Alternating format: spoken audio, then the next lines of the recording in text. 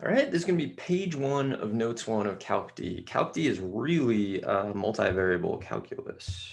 Multivariable. And it's kind of a big deal. But what I'm going to do is I'm going to assume, so multivariable calculus, the number one reason that I see people struggle is not actually calculus. It's really that they just didn't learn a lot about vectors and they didn't learn about 3D. And there seems to be this assumption that you've already learned all this stuff. And so if you took math analysis, you should go back and review note 17. I'm going to assume that you've done this. Even if you haven't taken math analysis, find the playlist, find the notes, watch the playlist while you do the notes or fill in the notes or whatever. I'm going to kind of assume that you've done that. And because of that assumption, I'm going to move kind of quickly through this because all of this is actually a review for a little while. So let's see if we can do it.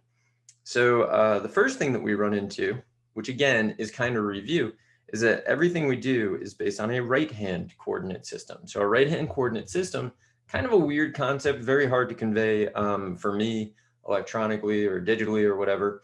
What you do is you are standing at the origin, and what you're going to do is put your hand out as if you're going to shake hands with somebody. You know, hand out, normal shaking hands. That's the positive x-axis. You curl your fingers. There's only one way you can curl your fingers. Curl your fingers. They curl toward the positive y-axis. The direction of your thumb when you do that is the positive z-axis. So that's what a right-hand system is. Everything is based on that, and it's really just so we can all orient ourselves and think of things the same way. So what I prefer to do, I prefer to think of it in terms of a room. So it's a right-hand coordinate system. The way that I think of it is you're standing in a room looking at the origin, right? So you're not standing at the origin. When you're standing at the origin, that determines the right-hand system. You instead are going to be standing in a room looking at the origin.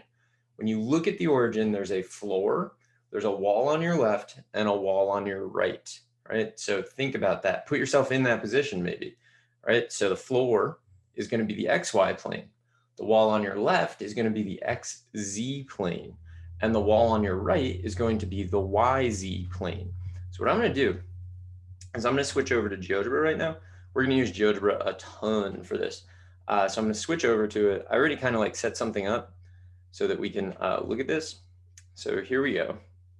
So don't worry about the equations here. Although if you want to play around with it, play around with it.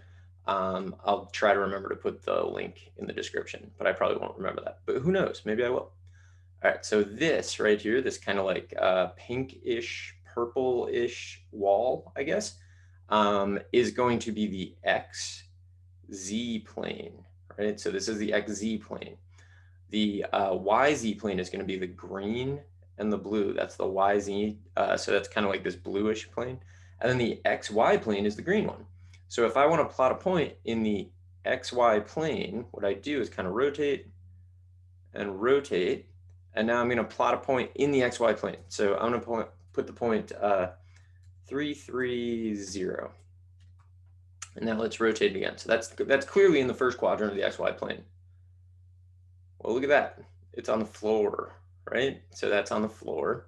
Now let's say I want to put a point in the XZ plane. So I'm going to rotate like this. And then the XZ plane. So the XZ plane should be y is equal to 0. So I'm going to do 3 comma y is 0 comma 4. Okay, so that point is right there. It's in the XZ plane. And if I rotate, there you go, you can see it. Now if I want to put a point in the YZ plane, right? So Y is this green axis and Z is this blue axis. So X should equal 0. So 0, let's go with, I don't know, 3, 4 again. Okay, so green, I want the positive Y to go to the right. I want the positive Z to go up. And then this is the point that we plotted. It's 0 for X, 3 for Y, 4 for Z. So you want to kind of play around with that and get used to it. And, you know, we can put a point in space, but that's not really the point right now. The point right now is to get used to this whole system. So we have the XY plane. So red is X, green is Y. The XY plane is the floor. On your left is the XZ plane. So X is red, blue is Z. That's your XZ plane. So if you want to orient that so it looks like a normal plane, a plane that you're used to, you want the positive independent variable, which would be X, to go toward the right, the positive dependent variable, which would be Z, to go up, and then you can plot any points you want. So let me turn these off. There you go. That's our point. And then, we talked about the YZ plane. So Y is green, blue is Z, Z is blue, whatever. So that has an equation of X equals 0. So X equals 0, and then do whatever you want, right? So that'll give us 3, 4. So it's kind of the point 3, 4, but it's in not the XY plane, it's in a YZ plane. And the sooner you kind of get used to that, play around with it for a while, I think the better off you'll be. Another thing to play around with, just put points on the axes, right? So 2, 0, 0, 0, 3, 0, whoops, comma, 0, and then 0, 0, I don't know, 4, right? Get used to it. You gotta play around with it, make it something that you're totally used to. Think in terms of planes, even though we're gonna be talking about 3 dimensions. We basically reduce everything back down to a plane anyway. So like it's kind of a healthy way to think about it. All right, so I'm gonna try really hard. I didn't even save this. Maybe I should do that. But anyway, let me go back to the notes, see what else we got on this page, and maybe make sure we've addressed everything that I want to address so far, and then I'll be back in the next video to kind of like finish the page. All right, so the floor is the XY plane. That's for sure true. And that has an equation of Z equals 0. The wall on your left, so picture it or do it, you don't just have to picture it, is the XZ plane. So it's where the floor and the wall come together is the X-axis.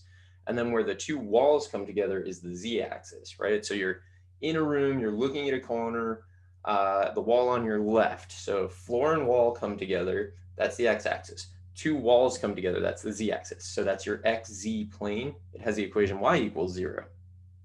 And then if you look to the wall on your right, so where the floor and the wall come together is the Y-axis. Where the two walls come together is the Z-axis.